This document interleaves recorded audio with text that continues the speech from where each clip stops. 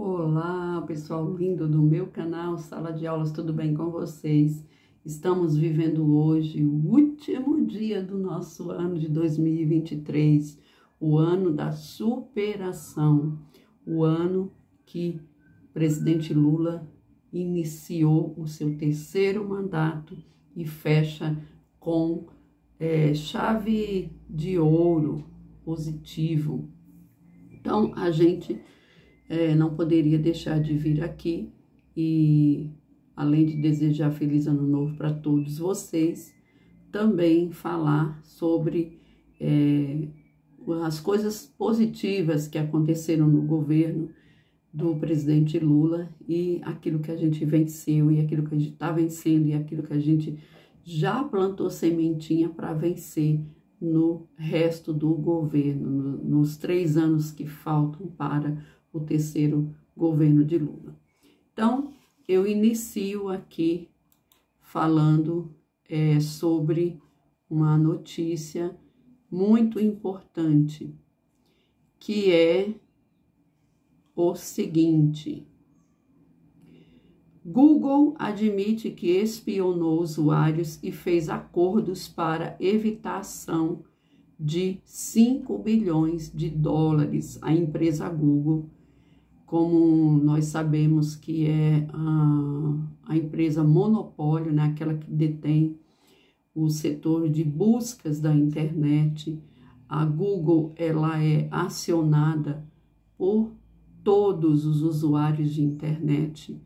É difícil você achar uma pessoa que não use o Google para fazer suas pesquisas na internet. Uma empresa, com certeza, se não for a mais bilionária que nós temos no planeta, mas é uma das maiores, né, e mais ricas empresas do mundo, está aqui admitindo que fez espionagem de usuários e evita uma ação bilionária na justiça. Então, o Google fechou acordo com a Justiça dos Estados Unidos para evitar um processo bilionário. A Big Tech era acusada de rastrear milhões de internautas que acreditavam estar navegando na grande rede de forma segura, de forma privada, quando, na verdade, estavam mesmo sendo espionadas.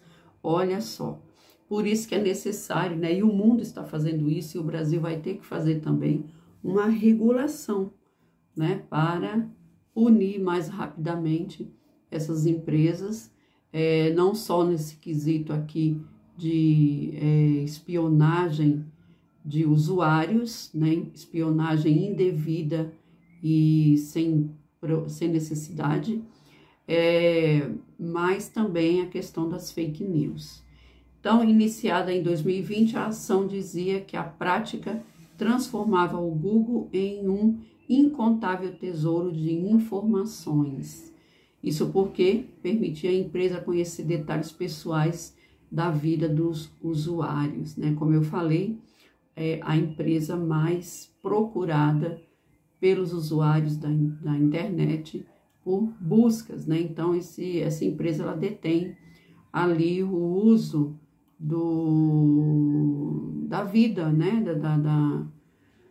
Dos índices, de tudo que interfere a nossa vida. E sem contar que o Google também é sócio, digamos assim, né? Das redes sociais mais utilizadas no mundo, né? A empresa da Meta, por exemplo, faz parte do Google, né? E a Meta detém ali o uso do Facebook, do Instagram e outras redes também utilizadas pelo mundo. Então, os nossos dados estão lá para quem quiser ver. Então, é importantíssimo que haja uma reprimenda e que essa empresa responda por essa espionagem sem propósito, né, desenfreado e totalmente fora da justiça. Vamos então. A próxima notícia, então. Olha só. Governo do presidente Lula, como eu falei ainda há pouco, fecha muito positivamente o ano de 2023, inclusive contrariando os tais mercados, né? Haddad cai aí nas graças do mercado e com o seu arcabouço, também com o aumento do PIB, né? E com boas projeções para 2024, a economia está finalmente entrando nos eixos aqui no Brasil e também o aumento da oferta de empregos, né? Isso criou também uma expectativa muito boa.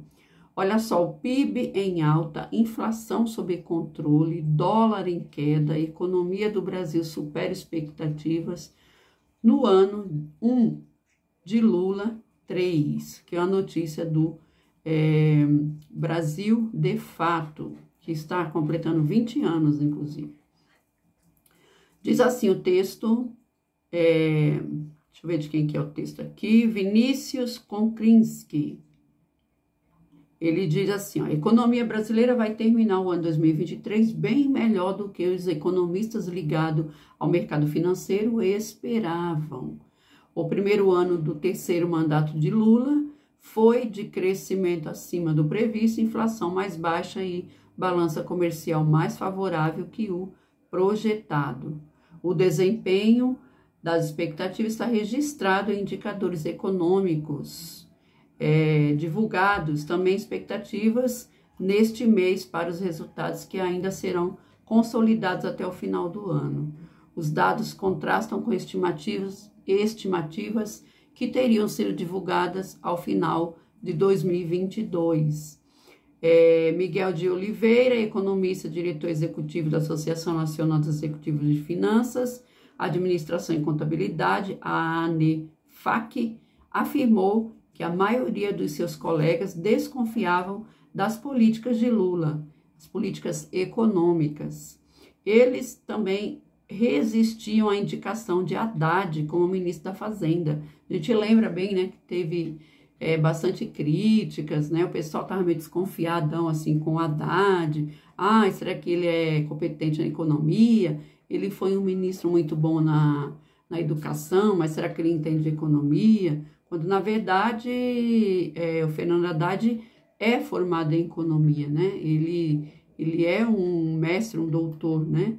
Em filosofia, graduado em economia, então, assim, é muito competente. Eles também resistem à indicação de Fernando Haddad como ministro da Fazenda. Esse sentimento acabou refletindo no pessimismo exagerado sobre o ano de 2023, só que tudo isso foi contrariado com as ações feitas aí pelo governo Lula e Fernando Haddad ao longo do ano de 2023. Fausto Augusto Júnior, sociólogo, diretor técnico do Departamento Intersindical de Estatística e Estudo Socioeconômico, DIESE, acrescentou que o aumento real do salário mínimo e a consolidação do Bolsa Família em R$ 600 garantiram uma capacidade mínima de consumo para a população. É claro, né? Isso ajuda muito, porque com o aumento do valor, a consolidação, né, em R$ 600 do Bolsa Família na mão do pobre, né? O rico, quando ele recebe uma quantia em dinheiro, ele vai fazer o quê? Ele vai guardar, né? Ele vai investir, não vai diretamente para os mercados. O mercado comercial, ao contrário do pobre, que quando pega qualquer dinheirinho, ele devolve praticamente para o comércio esse dinheiro, né? Ele vai pagar contas, ele vai comprar comida, ele vai comprar roupa, ele vai comprar sapato, ele vai se divertir, né? Vai fazer um churrasco, alguma coisa assim. Então, ele devolve imediatamente esse dinheiro para a economia, né? Em maneiras de gastos, né? De pagamentos, tal. E isso faz com que aqueça, né, a própria economia, ao contrário da concentração de renda na mão dos ricos. Economistas de bancos e corretores de investimento estimavam no final de 2022 que a economia brasileira cresceria apenas 0,8% em 2023. Está registrado no Banco Central como é que fala, essa estimativa, como é que é? Nossa, me enganei. Estimativa, né? Isso mesmo, essa estimativa. O Boletim Focus, de 30 de dezembro de 2022, informava que economistas dos bancos esperavam que a inflação ficasse em 5,31 no final deste ano, ou seja, que fechasse o ano acima do teto da meta para índices, que é de 4,75 ao ano. Nos últimos 12 meses, encerrados em novembro, o índice do preço do consumidor amplo, IPCA, acumula variação de 4,68 segundo o IBGE, e os economistas estimavam agora que a inflação feche em 2023 em 4,46, ou seja, dentro da meta, algo que não acontece desde 2020, né? Economistas dos bancos também esperavam que o dólar fechasse o ano cotado em 5,27 e a moeda estadunidense vale menos que R$5 ao final de outubro de 2023. Já em novembro chegou a baixar para 4,84 e está cotada em cerca de 4,90. E aqui, né, tem vários outros índices. Na matéria ela é grande, ela fala um pouco aqui do emprego, né? O nível de desemprego, é verdade, recuou ao menor nível desde 2015, segundo o IBGE, o que é bom. Isso se deveu principalmente pelo crescimento do trabalho informal. Né? Ainda se espera que melhore mais, né, a questão aqui do trabalho, né?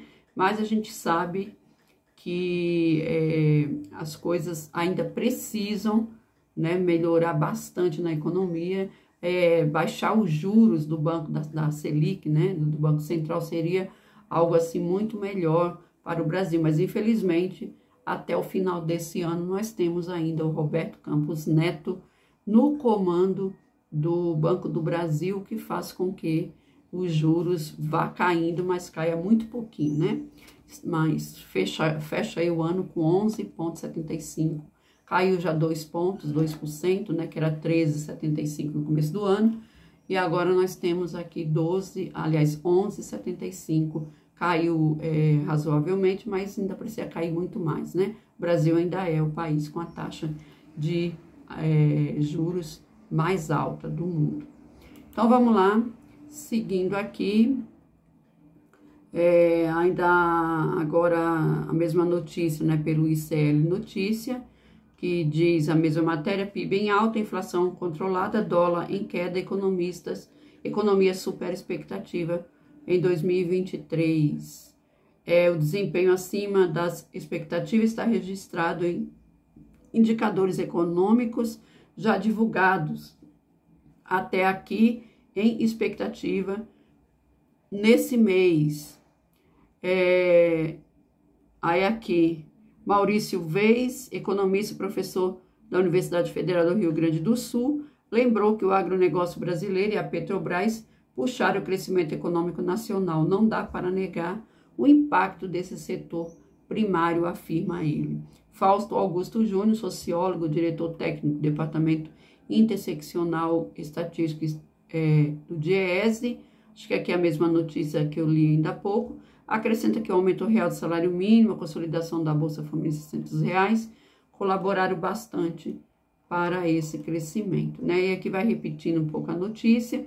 Expectativa para 2024 que os economistas ligados à banca estimulam que a economia nacional crescerá 1,5% já no ano que vem, isto é, cerca da metade do verificado esse ano. Fausto acha que o Programa de Aceleração do Crescimento, o PAC, e outras iniciativas do governo para reativar o investimento público podem sustentar um avanço de 3% do PIB em 2024. Pedro Faria, economista e pesquisador do Centro de Desenvolvimento e Planejamento Regional da Faculdade de Ciências Econômicas, CIDEPLA, da Universidade Federal de Minas Gerais, UFMG, ressaltou que o endividamento das famílias e empresas tem caído ao longo de 2023. O Desenrola colaborou bastante para isso, né? A gente pode dizer, porque milhares de famílias, né,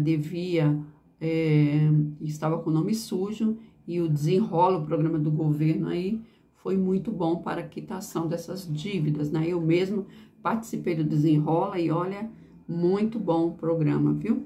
Menos endividados em famílias e também empresas poderão retornar ao consumo e os investimentos no ano que vem. Isso tende a contribuir com a economia de 2024, né? Perfeito. Seguindo aqui, lei que agiliza registro de agrotóxico é sancionada com vetos pelo presidente Lula. Vamos aqui. Eita, deu um apagão aqui no meu computador. Espera aí que eu já volto. Vamos lá. Lei que agiliza registro de agrotóxico é sancionada com vetos por Lula. O Brasil ainda é o país que mais utiliza agrotóxico, né? Nós estamos comendo comida envenenada, tá? E o presidente Lula está de olho nisso também. O presidente da República sancionou com vetos o projeto de lei 1459/2022, que agiliza o registro de agrotóxico no país. Lula decidiu vetar alguns dispositivos de lei sobre justificativa de garantia adequada, integração entre as necessidades produtivas, a tutela da saúde e o equilíbrio ambiental. Então, são 3 fatores, né? A produção, logicamente, né? A saúde e, claro, o equilíbrio do meio ambiente. Não se pode ficar pensando que vai se poluir, que vai derrubar árvores, que vai contaminar todos os alimentos, e isso não vai ter uma repercussão negativa, né, no futuro, principalmente para esses 3 setores. A lei abordada, procedimento de registro, competência e órgãos envolvidos, comercialização, embalagens e rótulos de produtos, controle de qualidade, e estabelece condutas que podem ser consideradas crimes. Trata-se ainda da pesquisa, experimentação, produção, transporte, armazenamento, utilização, importação e exportação e destino final dos resíduos e das embalagens. Então, ele abrange todo esse cabedal aqui de coisas, né? Vai desde aí o registro até o descarte das embalagens, né? O que fazer com essas embalagens. Ao tramitar por 24 anos no Congresso Nacional, o Senado aprovou a proposta em novembro e enviou a sanção. A nova lei estabelece prazos mais curtos para autorização de novos defensivos agrícolas. A mudança estabelece que o processo de registro de produtos novos deverá ser concluído em até 24 meses. E agrotóxicos que tenham fórmulas idênticas a outros já aprovados terão prazo reduzido de 60 dias. Quanto aos vetos, trechos do artigo 27 do projeto de lei foram vetados porque, em conjunto, eles representam a extinção do atual modelo regulatório tripartite, que é saúde, meio ambiente e agricultura. Então, se não tiver dentro desses 3 modelos, né, saúde, meio ambiente e agricultura, ou seja, se não fazer bem e se trouxer ao longo dos anos coisas negativas para a saúde, meio ambiente e agricultura, não poderá ser utilizado esses agrotóxicos. É isso que Lula colocou no veto, né? Houve ainda o veto do inciso 5 do artigo 41, porque afetaria o direito à informação dos consumidores quanto à vedação de reaproveitamento das embalagens de agrotóxicos, além de evitar associação na embalagem entre o produto e o seu fabricante. Com isso, o governo defende que a medida evita que haja risco maior de desinformação, enquanto os danos causados por eventual reaproveitamento das embalagens de agrotóxico. Então, é isso, né? Lula cuidando aí como um todo da saúde dos brasileiros, né? E do meio ambiente também. Afinal, precisa-se respeitar o que foi acordado, né? Na COP28 e tudo mais. Vamos lá. E um aumento assim muito triste, né, para nós mulheres aqui que vem falar sobre o estupro, né? Registro de casos de estupro aumentam 30% na cidade de São Paulo aqui em novembro. Então veja, a cada 10 mulheres, 3 sofreram estupro aqui em São Paulo ao longo de novembro. Olha só que absurdo. Números saltaram de 206 para 269, dados são da Secretaria do Estado de Segurança Pública, né? Um verdadeiro caos. O registro de casos de estupro na cidade de São Paulo aumentaram em novembro 30,5% na comparação com o mesmo mês de 2022. Houve um salto de 206 para 269 anotações. Os dados são das estatísticas publicadas pela Secretaria da Segurança Pública na última terça-feira. As informações são da Folha de São Paulo. Em todo o estado de São Paulo, a alta foi de quase 17% em comparação entre os dois períodos, passando de 1.088 para 1.269 queixas. Os casos de estupro de vulneráveis foram os maiores responsáveis pela alta dos números. Os casos passam de 145 de novembro de 2022 para 216, 100% no mês passado. Quase 50% a mais. No estado, os números saltaram de 838 para 987 casos, aumento de 17,7%. Isso é um verdadeiro absurdo, né? Um verdadeiro absurdo. E com isso, o Lula também sancionou uma lei que bares, restaurantes, boates, né? Tem que receber um selo, digamos assim, de colaboradores, né? Um selo como se fosse um selo de qualidade, né?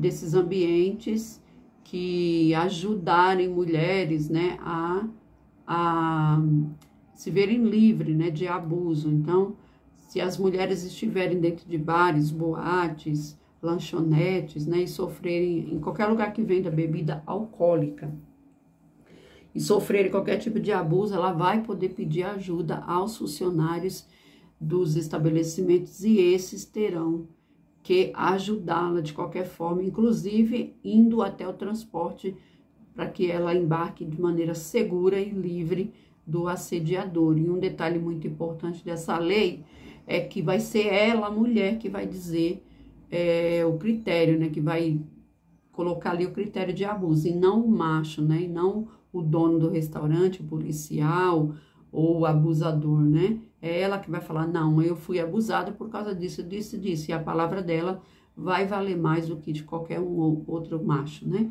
Então, parabéns ao governo Lula. E é uma notícia triste, né? Que a gente, infelizmente, tá passando aqui em São Paulo. E acredito que no Brasil inteiro também, porque deriva de um país formado com bases, né, patriarcais, homofóbicas e racistas, misóginas e tudo mais, né?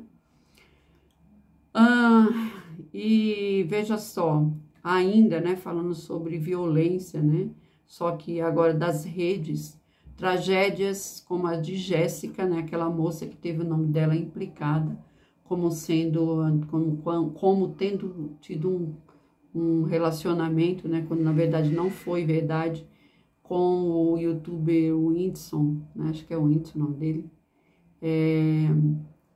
E aí essa moça veio a praticar o suicídio, né? E aí levantou a questão de que tem que haver uma responsabilização para esses sites, né? Para essas redes sociais, que mesmo sabendo que aquilo dali é mentira, né? Continua reverberando a notícia, porque dá like, né? Porque dá visualização e no final das contas porque reverte em dinheiro para eles, né? Então esse site também Choquei, que foi quem propagou essa notícia, né? Mesmo sabendo que era falsa, mesmo sabendo depois de ter sido notificada, né? De que não era verdade essa notícia, ela não tirou a notícia do ar. E aí o que aconteceu? A menina foi rechachada, né? Passou ali pelos haters, né? Começaram ali a julgá-la, a condená-la, e ela, que já tinha problema de depressão, acabou indo ao suicídio por conta disso, né? Tragédias como a dela, IPC impedem responsabilidade impõe responsabilidade nas redes, mas sem censura. PC Siqueira foi investigado pela polícia, que concluiu por sua inocência, mas um tormento não cessou. Aqui vai além. Vamos lá. Morte por suicídio do youtuber. PC Siqueira expõe o clímax de uma tragédia. Desde 2020, o influenciador é perseguido nas redes, em plataformas de comunicação, por acusações falsas de pedofilia que lhe causaram um inferno emocional logo agravado por problemas financeiros, né? PC Siqueira foi investigado pela polícia, que concluiu por sua inocência, mas o tormento não acabou. Vamos lá. Notícias, compartilhamentos, comentários torturantes destruíram a imagem pública e a intimidade de quem, como ele, se viu sugado pelo redemoinho das falsidades e lançado a uma celebridade agora criminosa. Ele ficou com depressão e já havia tentado suicidar ao menos uma vez antes do episódio definitivo. 5 dias antes do desfecho do PC Siqueira, aconteceu com Jéssica Vitória, de 22 anos, a jovem que se matou em função da difusão de uma notícia falsa no site de fofoca Choquei, que dizia que ela tinha tido um romance com o influenciador Whindersson Nunes. Jéssica havia desmentido a informação, o Whindersson Nunes também desmentiu. A mãe da menina fez um apelo 5 dias antes do acontecido, do suicídio dela, mas não teve sucesso, né, o apelo da mãe para que parassem de estarem criticando ela, né, perseguindo ela, né. Os episódios suscitaram clamores para culpar a plataforma e aplicativos pelos conteúdos que circularam entre os usuários. Acusações atingiram não apenas os autores da desinformação, mas deram relevo especificamente à responsabilidade dos aplicativos por impulsionar conteúdos falsos e caluniosos. O caso deve receber sério exame de debate por parte da sociedade em 2024, pois é mesmo, né, necessário que haja uma regulamentação, né? E esse ano agora que passou, em 2023, já houve tentativa do governo Lula de fazer essa regulamentação, né? Só que aí teve críticas, né, de alguns setores da sociedade, dizendo que era censura e não sei o que mais, né? E que a própria esquerda também, né? Uma parte dela foi contra os youtubers. Por quê? Porque disse que isso iria gerar uma fonte de renda inesgotável para as grandes mídias, né? E os youtubers pequenos iriam ficar praticamente sem receita, né?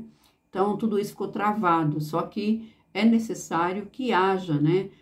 Juntando esses 2 suicídios, né? Do PC com a Jéssica, e mais a invasão na rede social da Janja, que aconteceu dias antes. O que acontece? É necessário, é fundamental, e o mundo inteiro está se discutindo uma regulamentação. Por que o Brasil tem que ficar de fora? Né? A rede social ela não pode ser terra de ninguém.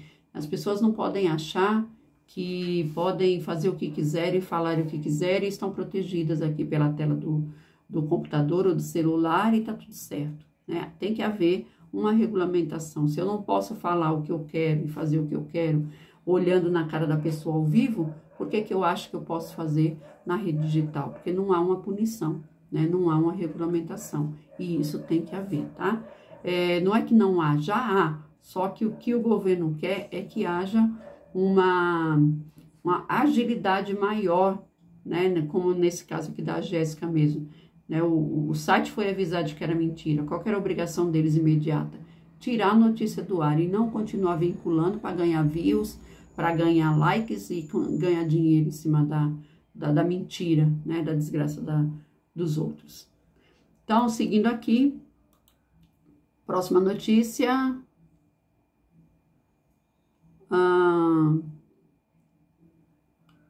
E aí a Márcia Tiburi, né, vem falar sobre a questão aí do site Choquei. Ela dá uma entrevista, ela fala: Choquei acabou e não fará falta, né, a ninguém. né? Porque realmente sites como esses, né, que só destrói, realmente não tem que fazer falta à sociedade, né? A gente precisa do retorno ao jornalismo sério, né? Do retorno às coisas verdadeiras e reais, não a factóide, a mentiras, né? Já levaram os paparazzi, já levaram grandes tragédias, né? Me lembro da própria morte da princesa Diana, né? Que foi perseguida por paparazzo e estava fugindo dos paparazzi quando sofreu o grave acidente que ceifou sua vida, né? E olha que naquele tempo nem tinha internet assim, divulgada para todo mundo, né? Olha só, já que nós tocamos aqui na princesa Diana, né, na Europa e tal, nós vamos falar um pouquinho agora sobre a questão da guerra, essa guerra insana que continua ceifando vidas lá no Oriente Médio, né?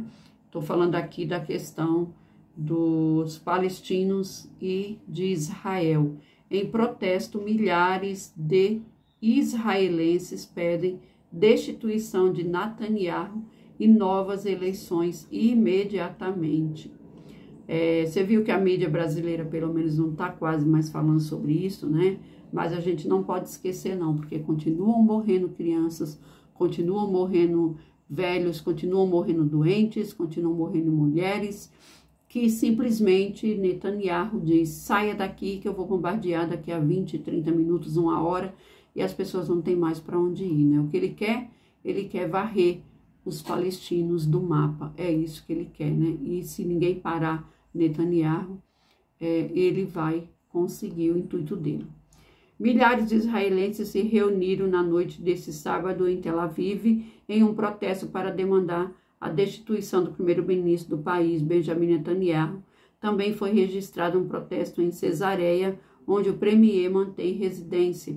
As manifestações ocorreram, segundo o site Times of Israel, de forma sóbria e solene. Os opositores de Netanyahu exigiu sua saída do cargo e a realização de eleições imediatas devido à gestão de genocídio promovido contra os palestinos na faixa de Gaza e ao fracasso até agora em garantir a libertação do restante dos reféns que estão ainda sob domínio do Hamas, um grupo terrorista. Então vamos lá, seguindo aqui, voltando aqui ao Brasil, mudanças no comando da PGR gera apreensão entre advogados e investigados pelos atos golpistas de 8 de janeiro. A gente está aí chegando de novo no 8 de janeiro, né?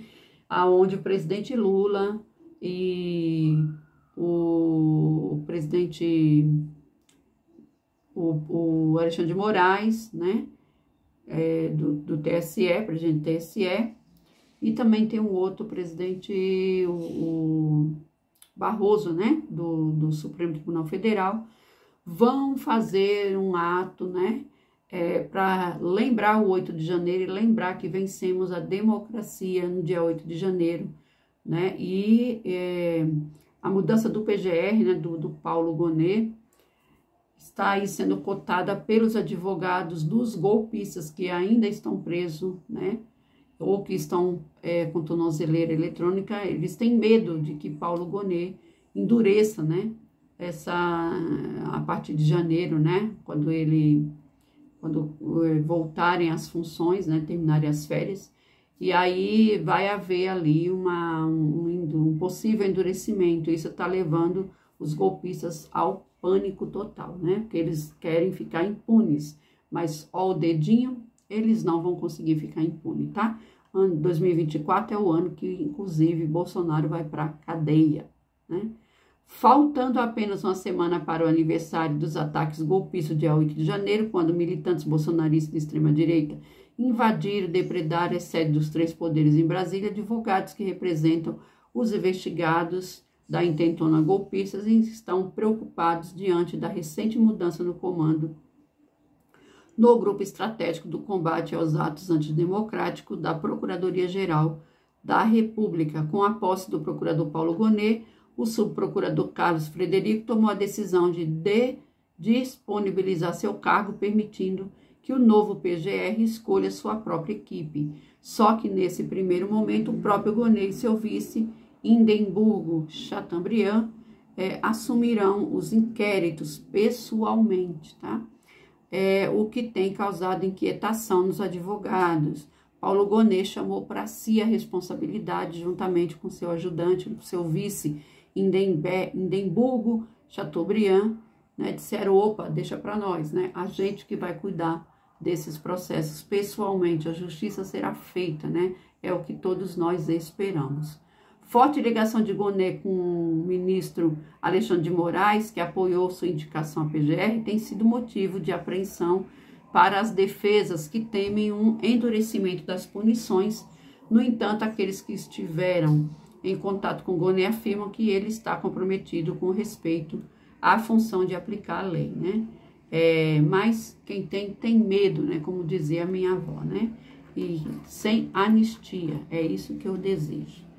Seguindo aqui para a próxima, que eu não quero que o vídeo fique muito longo, como já está, né? Vamos lá, seguindo aqui. Olha só, financiamentos do BNDES, as exportações chegam a 1,6 bilhão, que é o maior bilhão de dólares, tá? Maior patamar desde 2016.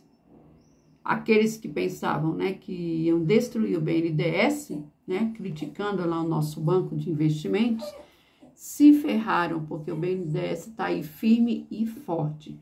Os desembolsos do Banco Nacional de Desenvolvimento Econômico e Social para financiar a exportação de bens produzidos no Brasil neste ano atingiram 1,6 bilhão de dólares, maior patamar desde 2016, ano do golpe, né? E maior que o total desembolsado nos anos de 2021 e 2022 juntos. Olha só, né? Só esse ano o BNDES financiou mais do que financiaram em 2021 e 2022 juntos. A estratégia da retomada dos desembolsos é liderada pela atual direção do banco, sob o comando de Aloysio Mercadante, e a meta, segundo a Folha de São Paulo, é dobrar o tamanho dos desembolsos até 2026, o último ano do mandato do presidente Lula. Isso se ele não se reeleger, se ele não se candidatar à reeleição para o 4º mandato, hein? Tô feliz. Eu acho que Lula tentará sim a reeleição, mas ainda é cedo para a gente falar sobre isso. Vamos lá. Internautas lembram números da economia do governo Lula e detonam o Paulo Guedes. Lembra do Paulo Guedes? Pois é, já está lá no passado, né? Mas é bom a gente lembrar para que a gente saiba a coisa terrível, né, que a gente viveu e venceu, graças a Deus. Internautas relembram números positivos da economia do governo Lula, 3º mandato, e criticam Paulo Guedes, ministro da Economia de Jair Bolsonaro. De acordo com o deputado federal Alencar Santana, PT São Paulo, as duas notícias que ilustram o ano de reconstrução e recuperação após o desastre de Bolsonaro e Paulo Guedes. Preços das carnes do Brasil fecha o ano 2023 em queda histórica pela primeira vez. Desde 2017, o preço dos alimentos fecha o ano em queda. Outra pessoa escreveu, Paulo Guedes, o economista, foi fracassado. E aqui, vamos ver aqui, outra estatística divulgada essa semana foi a taxa de desemprego no Brasil no trimestre móvel encerrado em novembro, foi de 7,5%. Tivemos aí taxa de desemprego, né? Representando uma queda de 0,2 pontos percentuais em comparação com o trimestre anterior, de junho a agosto de 2023. Foi o menor patamar desde 2015, apontaram estatística da Pesquisa Nacional de Amostras de Domicílios, PNAD, contínua, publicada pelo IBGE. Os números também apontaram um aumento no rendimento do brasileiro no trimestre. A renda média subiu 2,3% no trimestre, atingindo o valor de R$ 3.034, sendo o maior desde 2020, informou também o IBGE, né? E aí tá comentário de internautas saudando, para isso a gente fez o L, né? E vamos que vamos. Seguindo aqui, vamos aqui. Vamos lá. Deu uma paradinha aqui, mas vamos seguir aqui adiante. Olha só, gente. Uma das coisas que eu tinha mais, assim, orgulho antigamente, né? Era de torcer para a seleção brasileira, né? Era de me envolver mesmo na Copa, me entregar, fazer aquela festa, né? Tinha lá admiração pelos atletas, né? Achavam todos eles, assim, o máximo, né? A minha infância inteira foi assim, né? Até para ser mais exata, né? Até o Bolsonaro assumir o poder, né? E eu ver que artistas não eram tudo aquilo que passavam, né? Pelo menos os artistas atuais não eram tudo aquilo que eles passavam, e os antigões também, né? Como a Regina Duarte. E que os jogadores da seleção também não eram tudo aquilo, né? Então, assim, eu mesma me decepcionei bastante, né? E aí a gente tem aqui notícias tristes, né? Do Neymar cada vez mais, né? Cruzeiro de Neymar é abalado após passageiro cair no mar. Vamos ver aqui. Um dos passageiros a bordo do MSC Preciosa caiu no mar na madrugada deste sábado durante a viagem no cruzeiro Réveillon em alto mar, que partiu do Porto de Santos com destino a Angra dos Reis, no Rio de Janeiro. O incidente ocorreu por volta de 0h30 e as buscas confirmaram que o salto foi intencional, um suicídio, né? O cruzeiro é o mesmo que sediou o evento Ney em alto mar, organizado pelo jogador Neymar poucos dias antes, segundo informações da CNN Brasil. A empresa responsável pelo cruzeiro informou que o caso foi relatado às autoridades competentes e que, após receber autorização da guarda costeira, o navio prosseguiu sua viagem. O cantor Alexandre Pires, que se apresentaria na madrugada, cancelou seu show em respeito ao ocorrido, expressando suas condolências aos familiares e amigos do passageiro em suas redes sociais. O cruzeiro, que embarcou os passageiros na tarde de sexta-feira e tem desembarque previsto para 2 de janeiro no Porto de Santos, segue com sua programação de eventos. Artistas como Wesley Safadão, Ana Castela, Gustavo Mioto, Léo Santana, Xande dos Pilares, Durval Leles estão confirmados para se apresentar nos próximos dias. A embarcação oferece uma variedade de acomodações e instalação de entretenimento e tem paradas planejadas em Angra dos Reis, Búzios e Rio de Janeiro. Então tá aqui, né? O Neymar não se manifestou, né? E dias antes ele tinha utilizado esse mesmo cruzeiro para fazer aí o seu evento, né? Solidariedade aí à família do... Ei, Fred tá dando bom dia aí, ó. Dos enlutados, né? Vamos seguir aqui? Seguindo aqui, então, gente, ainda sobre o Neymar, né? Juca Kfouri diz o seguinte: Neymar sofre lesões porque deixou de ser atleta e escolheu ser pop e star, né? Aquilo que eu tava falando, né? Da decepção que os atletas da seleção brasileira, alguns deles, né? Causam ao público, né? Eu mesma fiquei muito decepcionada. Então, aqui o nosso Juca Kfouri, ele diz o seguinte, né? O Neymar, ele optou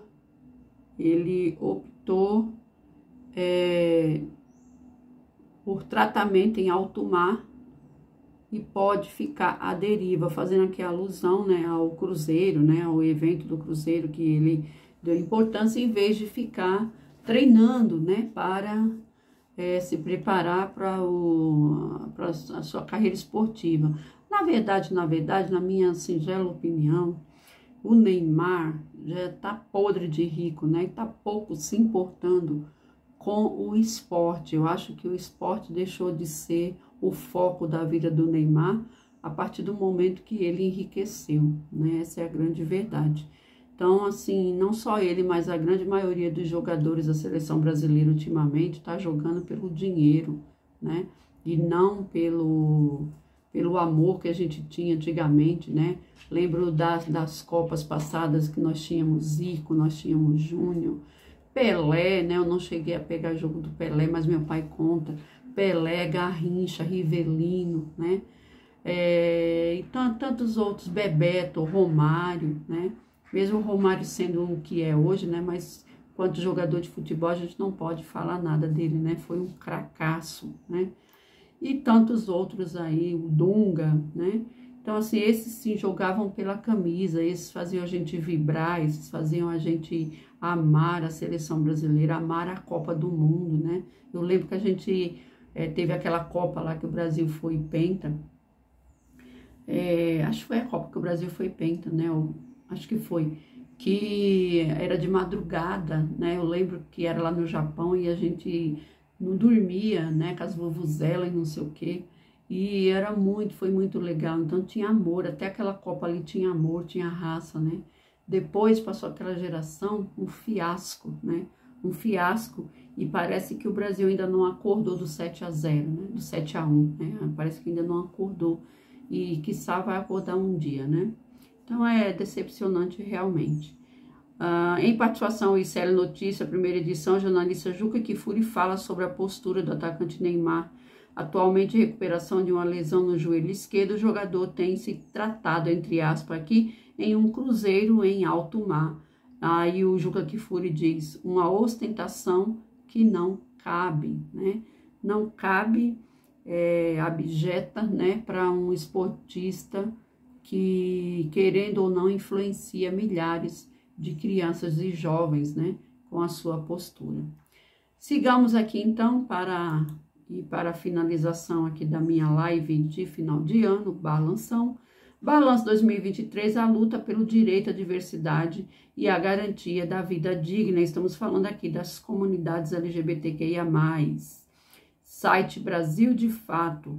Você sabia que só após muita pressão de organização da sociedade civil, o IBGE anunciou que incluiria questões sobre identidade de gênero e sexualidade? Começamos esse balanço assim porque é necessário apontar, em uma sociedade extremamente conservadora, quem sofre com a invisibilidade somos nós LGBTQIA+, seja no marco da medição de quantos somos e quais nossas principais demandas enquanto grupo social ou mesmo construção de políticas públicas. Em 2023, deputadas como Érica Hilton, PSOL São Paulo, Duda Salabert, PDT Minas Gerais, Dandara, PT Minas Gerais e Dayana Santos, PCdoB, Rio Grande do Sul, apresentaram 21 projetos de lei com foco na população LGBT. Desses, um terço são relacionados ao combate à violência, o que demonstra quão longo é o caminho para a cidadania quando o assunto é diversidade. Agora é engraçado, né? A coisa minha aqui. Os LGBTQIA+, não são necessários, né?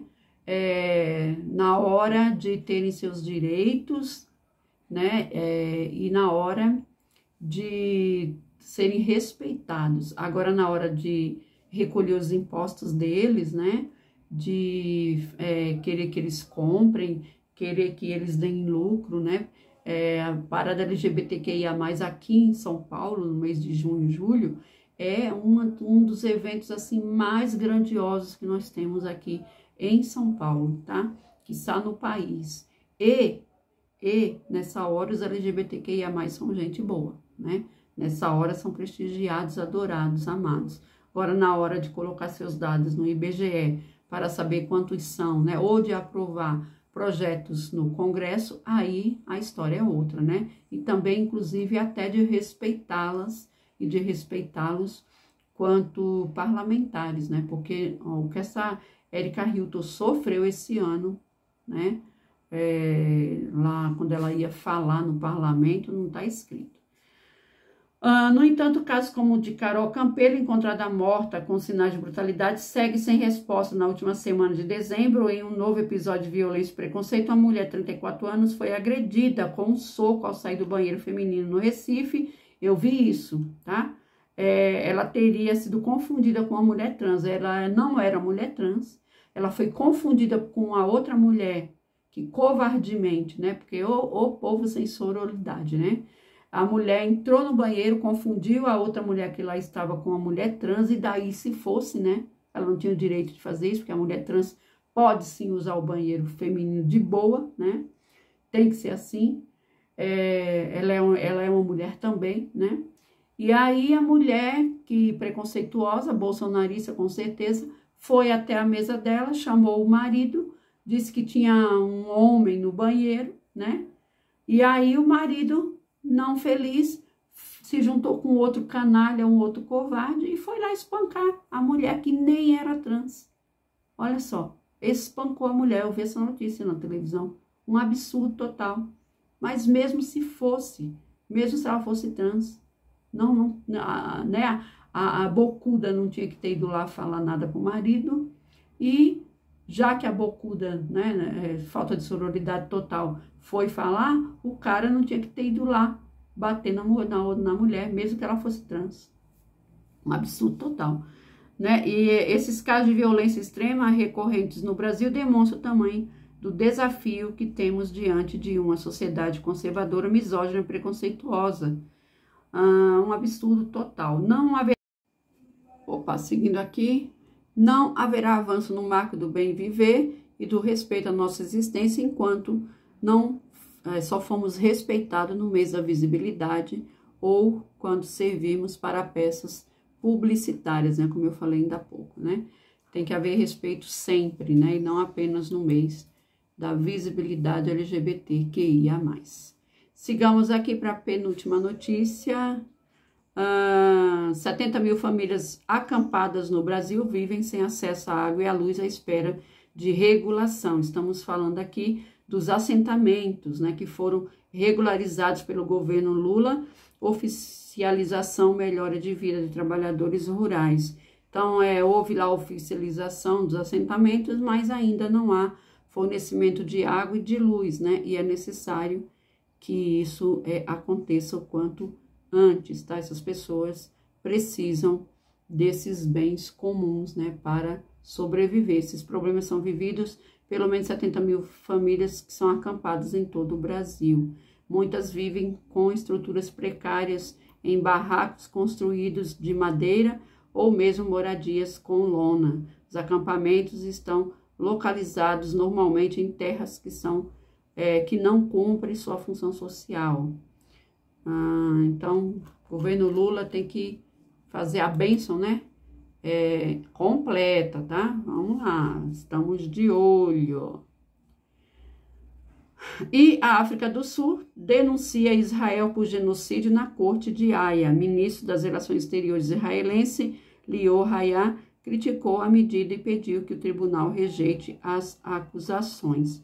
Então, como eu havia falado antes, né? Ainda continua morrendo muitas pessoas, né? E é necessário que isso tenha uma parada, pelo amor de Deus, né? No começo do ano tem que acabar com esse genocídio absurdo, né? E última notícia aqui, olha só, vamos finalizar com a boa notícia. A Corrida de São Silvestre reuniu 35 mil participantes em São Paulo, tá? Foram 21.553 homens e 12.811 mulheres que correram hoje de manhã as ruas do centro de São Paulo, né, Avenida Paulista, para a corrida internacional do São Silvestre, tá? Eu ainda não vi quem ganhou, mas com certeza aí as grandes mídias, né, passarão os nomes dos vencedores. Pessoal, é isso. Desejo um feliz ano novo a todos vocês, agradecendo demais a participação de todos vocês aqui, tá? Quero deixar um agradecimento especial para os meus membros, tá? Os membros dos meus canais. Acompanhe aqui, ó. Antônio Mandoja, que sempre me ajuda pelo Pix. Zilá, que é membra. Sueli Resistência, membra. Meg, membra.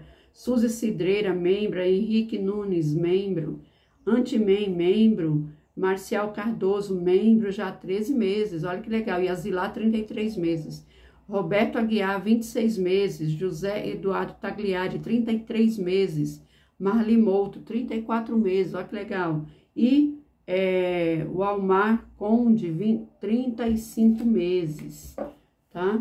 E ainda tá faltando aqui. Tem um um membro que foi o mês passado, esqueci o nome dele, não anotei. Eu quero agradecer a todos os membros, tá? De coração aí. Muito obrigada. E convido você a ser membro também do canal, tá? Isso faz com que a gente permaneça aqui, né? Que tenha mais força, mais apetite por estar aqui lutando pela educação, pela democracia e, claro, pelo governo Lula. Beijos a todos vocês, feliz ano novo, que o ano que vem seja maravilhoso e que a gente finalmente veja Jair Messias Bolsonaro atrás das grades, valeu? Não esquece de curtir, compartilhar, se inscrever aí no canal, podendo ajudar no Pix 252791611802, qualquer quantia já me ajuda bastante, tá bom? E eu já fico muito feliz. Tchau, até o próximo ano. Fica com Deus.